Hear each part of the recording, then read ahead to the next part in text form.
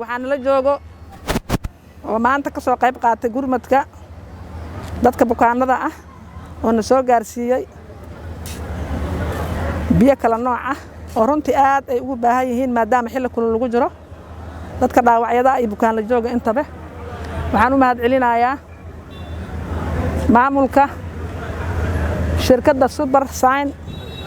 oo runtii isku xil saaray inay ka qayb qaataan gurmadkan waana uga mahad celinaynaa insha Allah taala waana shirkadda ugu horeyso ka soo qayb qaadatay waxyaabo badan oo isbitaalku u baahan yahay waana u mahad celinaynaa dhammaan dadweynaha Soomaaliyeed ee garab istaagay aad iyo aad u mahadsantihiin